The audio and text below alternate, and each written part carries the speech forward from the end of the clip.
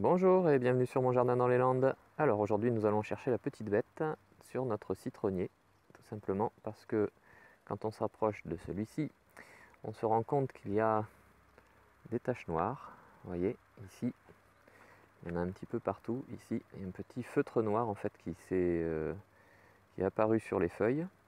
Et ce petit feutre doit être un indicateur. Alors on appelle ça de la fumagine. Ça doit nous alerter sur le fait que notre citronnier est parasité.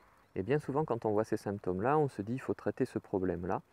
Mais c'est une erreur parce qu'en fait le problème, on appelle ça une maladie induite. C'est un petit feutre qui est fait par une maladie cryptogamique.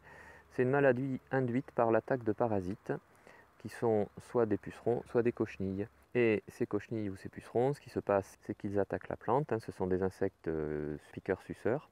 Et ils sécrètent un miella. Et c'est sur ce miella que se dépose la fumagine. Donc, avant de traiter la fumagine, il faut trouver le problème. Et c'est pour ça que je parlais de chercher la petite bête. Et la petite bête, ce n'est pas forcément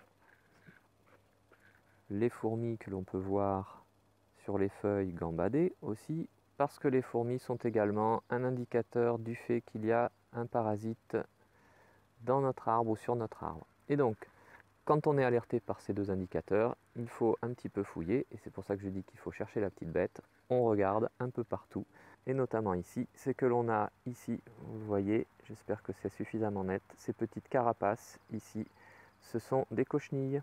Et il y en a un petit peu partout, elles sont principalement, alors vous voyez, il y a des fourmis, elles sont principalement à la base, soit sur la base des feuilles, soit sur le bois jeune, relativement jeune, puisque c'est là que les tissus sont plus faciles à percer par ces insectes.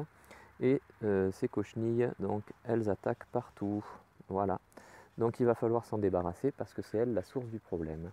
Alors on peut lutter tout simplement avec des huiles. Sinon, il existe, je crois, un mélange qui se fait avec de l'alcool à brûler, de l'huile de lin. Personnellement, ce que j'essaie de faire, c'est de m'en rendre compte suffisamment tôt et d'observer. Alors là, j'avais laissé un peu faire justement parce que je voulais qu'apparaisse cette fumagine pour pouvoir avoir un bon indicateur. Mais ce que je fais, c'est que en arrosant, comme j'arrose à peu près tous les jours, j'observe ma plante et dès que je vois apparaître ces carapaces, je les supprime avec l'ongle. Vous voyez, ça s'en va. Alors bon, c'est sûr, c'est pas très ragoûtant comme on dit, mais en attendant, ça permet de les éliminer et de ne pas avoir une super attaque. Voilà. Donc ça s'en va très facilement. Voilà, il y en a ici, là. Il n'y en a pas forcément beaucoup. Alors on a différents stades, on a plus ou moins gros ici, vous voyez.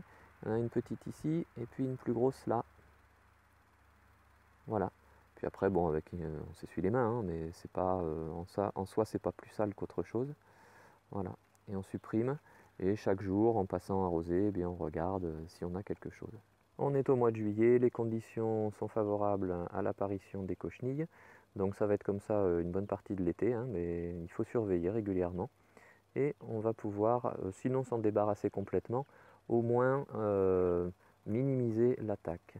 Voilà tout simplement comment on peut agir. Et puis pour ce qui est de cette fumagine, alors avec du savon noir on peut nettoyer les feuilles. Avec un chiffon on peut arriver à nettoyer à peu près. Le problème de la fumagine est avant tout, alors ici dans ce cas on pourrait dire un problème esthétique. Ce qui peut se passer, c'est quand on a un excès de fumagine, c'est que la feuille soit complètement, le limbe de la feuille soit complètement recouvert, et dans ce cas-là, ça nuit à la photosynthèse. Donc effectivement, ça nuit à la plante. Donc je dis bien, c'est une maladie induite. Il faut d'abord régler le problème des cochenilles, et ensuite on réglera le problème de la fumagine. Si cette vidéo vous a plu, vous pouvez mettre un peu le petit pouce bleu, liker, et puis si ce n'est pas déjà fait, vous abonner et vous partager. Merci et à bientôt sur mon jardin dans les Landes. Au revoir.